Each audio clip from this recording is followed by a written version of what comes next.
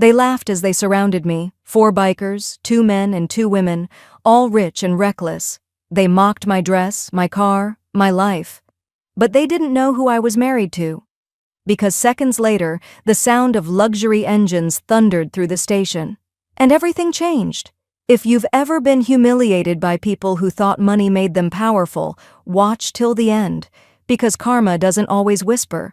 Sometimes it arrives in luxury cars. Hit subscribe, like, and share this story with someone who believes kindness is weakness.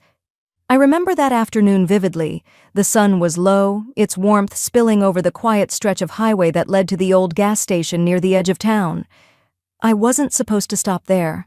My usual route took me through the city, but my car's fuel light had been blinking for miles. I pulled into the station, dust swirling in the air as I parked beside an aging pump. My beige dress fluttered in the soft breeze, simple, comfortable, the kind of dress most people wouldn't notice twice. It had been a long week. My husband, Ethan, was away on business, and I'd spent most of my days volunteering at a local shelter. The work was tiring but fulfilling. It reminded me that life didn't have to be loud or lavish to matter. That day, I just wanted peace. I stepped out of my car, greeted the old attendant with a kind smile, and began filling my tank. A few people milled around. Truck drivers, a mother buying snacks for her kids, a couple of teenagers laughing near the vending machine. It felt ordinary, safe, unremarkable. I remember glancing at my reflection in the car window. My hair was tied back in a loose ponytail, my sandals a little worn. I looked like what I was, an ordinary woman living an ordinary life. But that never bothered me. I didn't need to prove anything to anyone. My happiness came from simplicity, from knowing who I was beneath the surface. The air was still calm when I went inside to pay. The small bell above the door jingled as I entered, and the faint hum of the ceiling fan filled the quiet space. The cashier smiled politely. I paid in cash, thanked him, and stepped back outside. That's when I heard it, the deep, throaty rumble of engines slicing through the stillness. At first, I didn't think much of it, but then I saw them. 4 motorcycles gleaming under the sunlight, chrome polished to perfection, wheels spinning to a stop. 2 men and 2 women, all young, loud, and dressed like the world belonged to them. Their laughter echoed as they removed their helmets. I could tell from their designer jackets and flashy watches that they were the kind of people who mistook wealth for worth. One of the women, tall and striking with bright red lipstick, looked straight at me and smirked. "Cute dress," she said, her tone dripping with mockery. The others laughed. I offered a polite nod, hoping to ignore them, but my silence seemed to offend them more than any words could have. They began talking loudly, not to me, but about me. "She probably drives that old tin can over there," one of the men said, pointing at my car. "I didn't know people still use those things." Another added, "Maybe she's lost. Doesn't look like she belongs anywhere near us." Their voices carried easily in the open air. A few people turned to look. I felt a dozen eyes on me, some curious, some pitying, some entertained. My heart pounded, but I kept my head high. I told myself to breathe, to stay calm. It wasn't the first time someone had judged me for being ordinary. I'd learned long ago that silence could be more powerful than any argument. I tried to focus on tightening the gas cap, pretending not to hear them, but the laughter grew louder, sharper, cutting through the air like blades. I wanted to drive away, but something inside me, maybe pride, maybe quiet defiance, told me to stand still. I refused to let them see fear. When I finally looked up, their eyes met mine. For a brief second, I saw surprise flicker there, as if they hadn't expected me to meet their gaze so calmly. I didn't say a word. I simply looked at them and then turned back to my car. But deep inside, something shifted. A quiet intuition whispered that this wasn't over yet.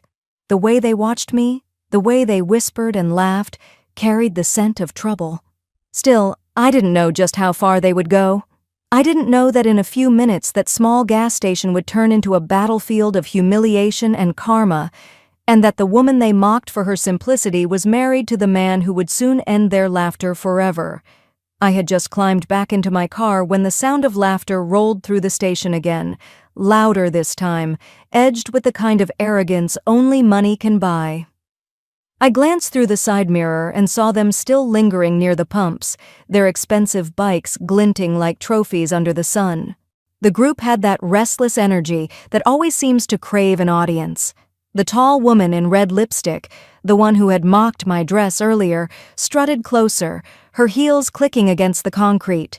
Her hair was perfectly styled, her jacket trimmed in silver. She looked me over with a smirk that said she was bored and needed someone to feel beneath her. "Hey," she called out, tapping on the side of my car window. "You missed a spot. Want me to clean it for you?" Her tone was sugar-coated venom. The other three laughed. I opened the door and stepped out, keeping my voice calm. "No, thank you," I said softly. "I'm fine." That should have been the end of it. But people like them never stop when they sense they can wound. The second woman, younger and equally cruel, tossed her blonde curls and said loudly enough for the whole crowd to hear, "She thinks she's fine. Sweetheart, look at you, driving that antique. You must have borrowed it from your grandmother." The men roared with laughter. One of them revved his engine, making the ground tremble beneath my feet. "Careful, babe," he said mockingly. "You'll scare her." These types start crying if you breathe too loud. I wanted to walk away, to leave them laughing with their empty power. But the fuel hose was still locked in, and the crowd around us was growing. A few curious bystanders had started filming, the glow of their phones catching the sunlight. I could feel heat rising in my chest, a mix of embarrassment and disbelief. "Please," I said quietly, "just let me finish and go." The leader, the tall woman, stepped closer, crossing her arms. "Why so shy?" she asked, circling me slowly. "You standing here like you own the place. Don't you know where you are? This isn't your little village gas pump." Her words stung, not because they were true, but because of how deliberate they were. Sharp and calculated, meant to slice into my dignity. I stood still, refusing to respond. Silence was all I had left to keep control. Then one of the men picked up my tote bag from the hood of my car. "What's this?" he asked, opening it like it belonged to him. "Homemade lunch? Coupons?" The group burst out laughing again. I reached for the bag, my hands trembling, but he yanked it back with a cruel grin. "Give it back," I said firmly. My voice surprised even me, calm but steady, not pleading. For a moment, his grin faltered, but the woman in red leaned in, whispering something in his ear that made him laugh again. It was a small moment, but something in the air shifted. I could feel their attention turning darker, hungrier for humiliation. I noticed the way the others watched me, not just to tease, but to break me. A young man pumping gas nearby looked uneasy. "Hey, leave her alone," he muttered. The woman snapped her fingers at him. "Mind your business." Her voice sliced through the noise like glass. He turned away. I could feel my pulse in my throat, the sting of unshed tears behind my eyes. Still, I held my ground. "You've had your fun," I said. "Now step away." That made them laugh harder. One of the men mock-bowed. "Yes, ma'am," he said dramatically. "Whatever you say." But I saw it then, that look people get when they think they're untouchable. They were going to push this further, and there was no one around brave enough to stop them. I remember thinking how strange it was, how quickly peace can turn to chaos. Moments earlier, I was just a woman refueling her car. Now I was a spectacle, a target, surrounded by strangers who found entertainment in cruelty. The sun had started to dip, casting long shadows across the station. I could feel the tension tightening, pulling the air taut like a string about to snap. I didn't know it yet, but this was only the beginning of their cruelty, and the start of a lesson they would never forget. It all happened so quickly, yet every second still burns in my memory. Each laugh, each whisper, each look that stripped away a little more of my dignity. I had turned to get my bag back when the first insult landed like a slap. "You really think you're better than us, don't you?" One of the women spat, her eyes flashing with venom, standing there all quiet like some innocent saint. Before I could even reply, one of the men tossed my tote bag into a puddle. My things scattered, Receipts, a small notebook, a framed picture of Ethan and me from our anniversary. The frame cracked when it hit the ground. I bent to pick it up, my fingers trembling, but they moved closer, their laughter echoing through the gas station like a cruel chorus. "Don't," I whispered, holding the broken photo close to my chest. "Please, just stop." The leader smirked. "Stop? Oh, come on. You're the one who wanted attention, right?" She flicked her fingers toward me, and one of the men sprayed a bit of soda from a can, hitting the front of my dress. The cold liquid soaked through the fabric, making it cling to me. Gasps rippled through the small crowd that had gathered. I heard someone chuckle. Another whispered, "What are they doing to her?" But no one stepped forward. My heart hammered in my chest. I could taste the bitterness of humiliation in my mouth. The other woman took a slow sip of her drink, eyes scanning me up and down like I was something less than human. "You really thought silence would save you?" she said. "Guess again." Her hand shot out, yanking at my sleeve, tearing the fabric slightly. The sound, that awful rip, felt louder than the motorcycles that had brought them here. I stumbled back, clutching the edge of my dress, but the crowd only grew thicker. People lifted their phones higher, recording, whispering, judging. I could feel my cheeks burning, my throat tightening with unshed tears. Every instinct told me to run, but my feet wouldn't move. It was as if the ground itself had trapped me in that nightmare. "Please," I said again, barely above a whisper. "You've made your point." But cruelty has no mercy once it finds a stage. The woman in red laughed and tossed her hair. "Our point?" she said. "Honey, we haven't even started." She stepped closer, her perfume sharp and suffocating. "You think people like you deserve respect? Look around. No one cares." Her voice carried through the air, amplified by the silence of the onlookers. "You're nothing. Just a plain little nobody who thought she could stand among us." Something inside me cracked then, not from fear, but from heartbreak. Not because of what they said, but because of how easily the world let it happen. I saw faces in the crowd, men, women, even teenagers, watching, recording, laughing quietly. No one stepped forward. Tears blurred my vision. The station lights flickered on, washing everything in a harsh white glow. My once simple beige dress was now stained, torn, and clinging to me. My hands shook as I tried to hold what was left of my dignity together. Then, over the sound of their mocking laughter, I heard a voice, faint, trembling, from somewhere in the back. "I think that's Luna Reynolds, isn't she?" a man murmured. Another voice replied, shocked. "Wait, the Luna? Ethan Reynolds' wife?" Their words hung in the air for a moment, slicing through the noise. I saw the leader's smirk falter just slightly, her confidence cracking for the first time.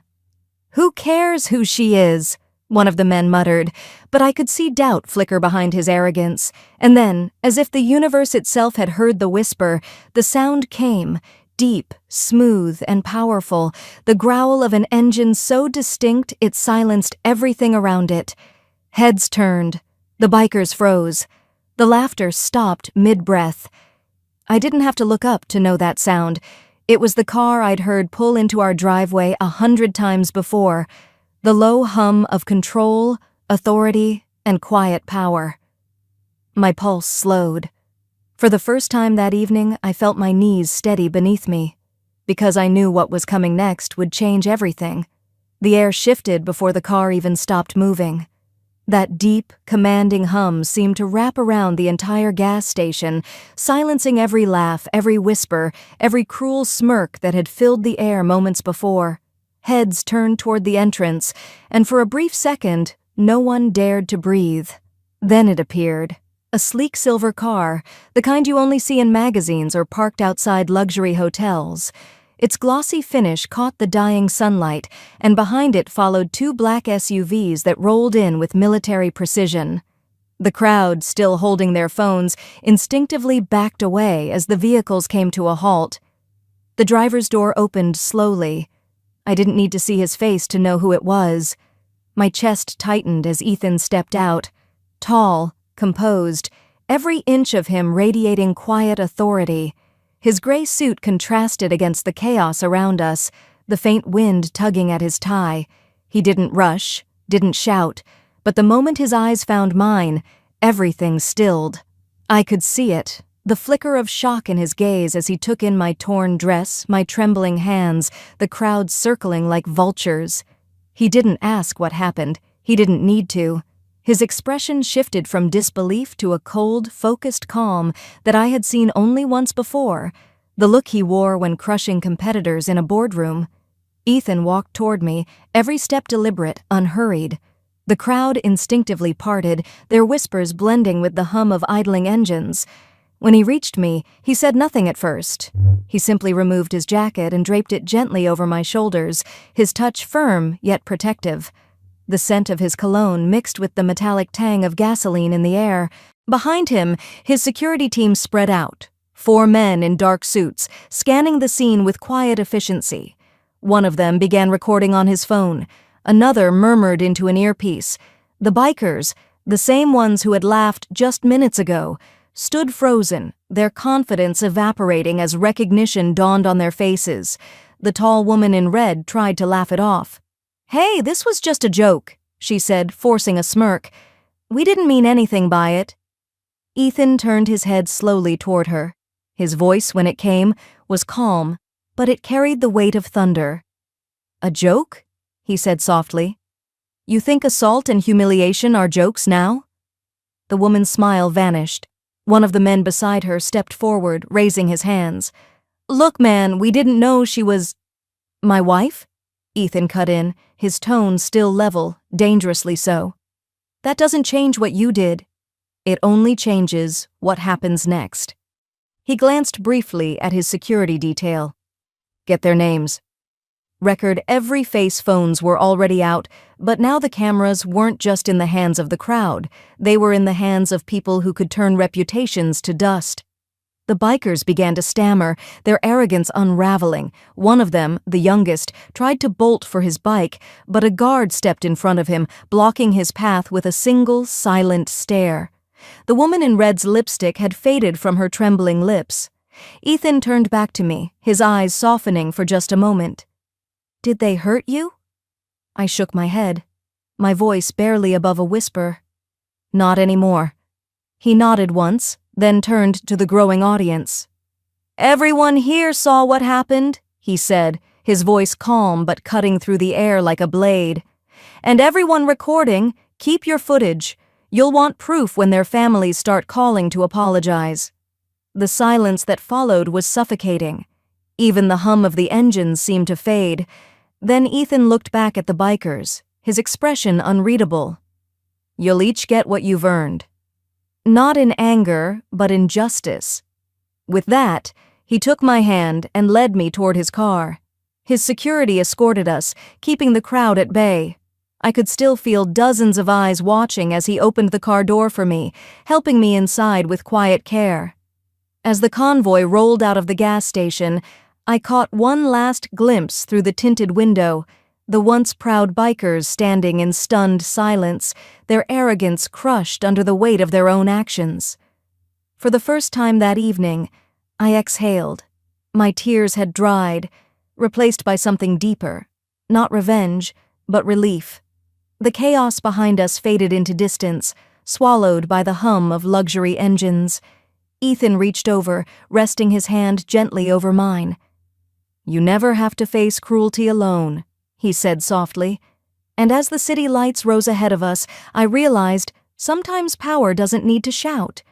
It only needs to arrive. The night after the incident felt strangely quiet.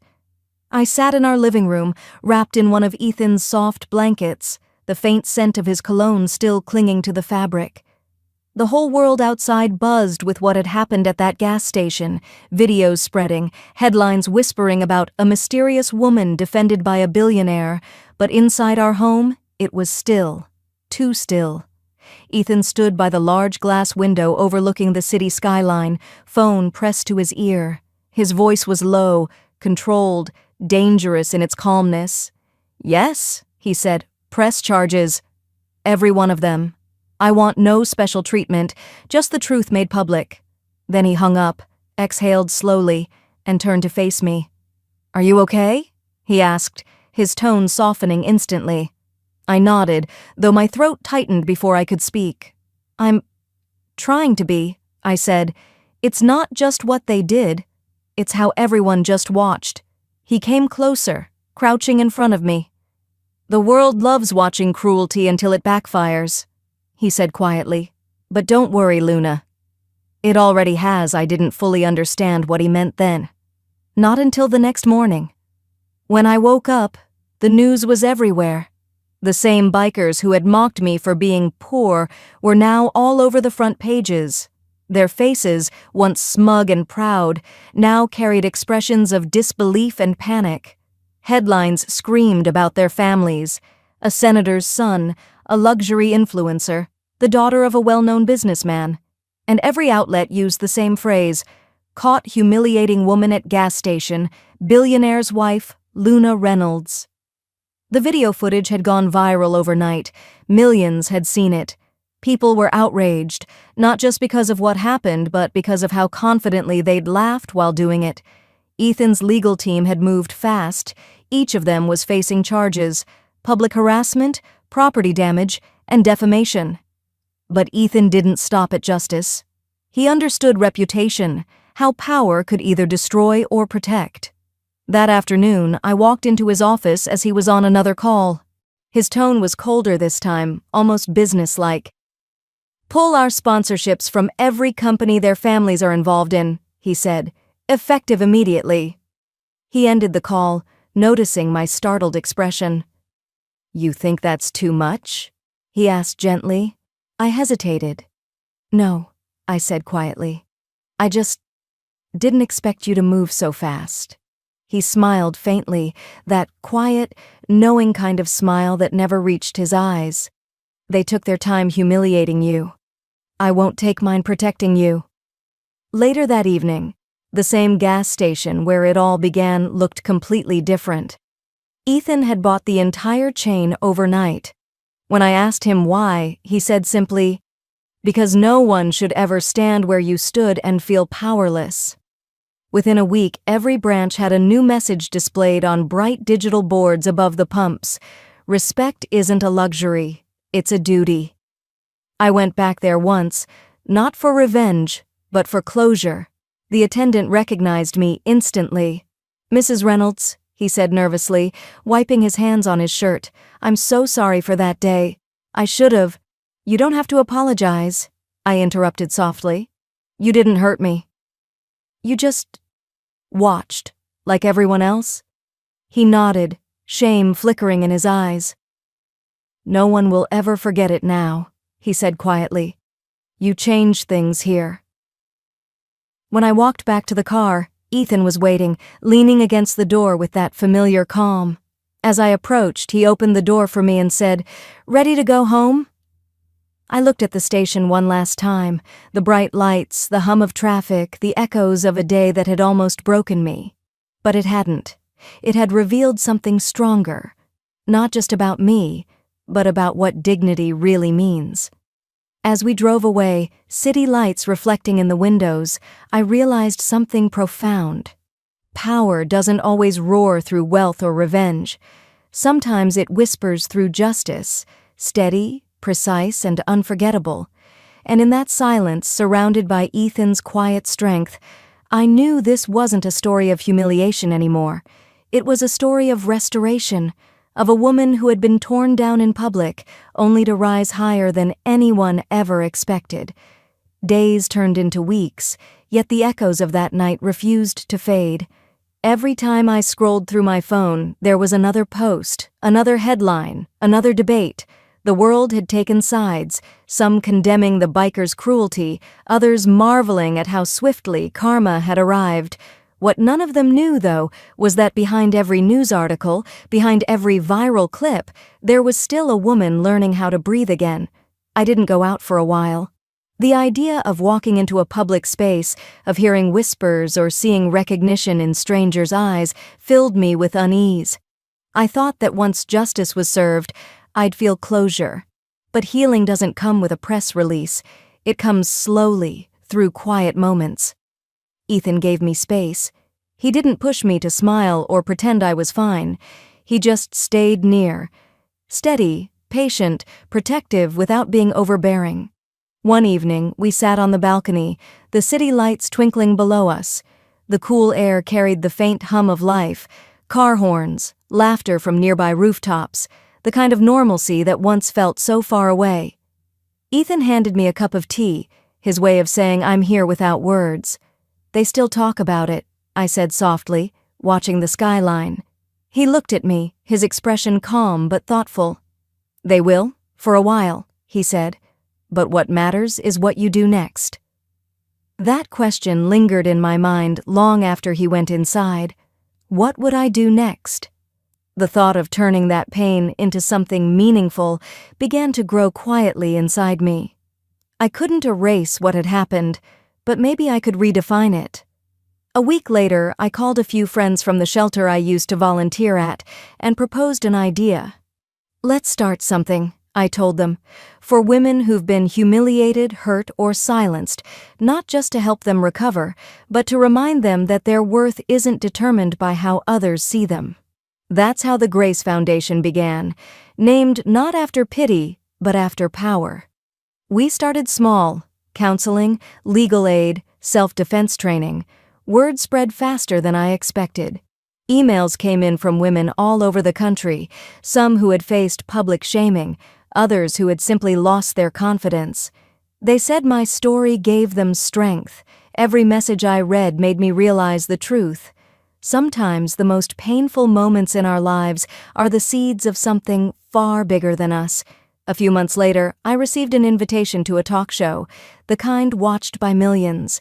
They wanted to hear my side, to know how the billionaire's wife had found courage in humiliation. For a moment, I hesitated. The memory of those flashing phones and mocking faces still haunted me. But this time, I wasn't that same woman standing alone at a gas station. When I stepped onto that stage, the lights were bright, but I didn't flinch. The host smiled and asked, "If you could say one thing to the people who hurt you that day, what would it be?" I smiled faintly, not out of bitterness, but clarity. "I'd say thank you," I replied. "You tried to strip away my dignity, but all you did was reveal my strength." The audience went silent, and then the applause began. Slow, sincere, rising like a wave. I felt tears sting my eyes, but this time they weren't from shame. They were from relief. From release. That night, as we drove home, I looked out the window at the passing city lights.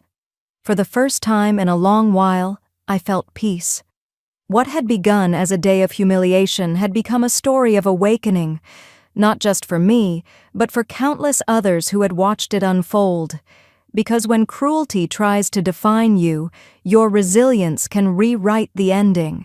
And I, Luna Reynolds, had found mine, not in revenge, but in rebuilding. Not in fury, but in grace. Sometimes life tests you in front of everyone, so it can bless you in front of the same crowd. If this story moved you, like, share, and subscribe. And remember, humiliation fades, but dignity echoes forever. Comment below, have you ever seen karma strike this perfectly?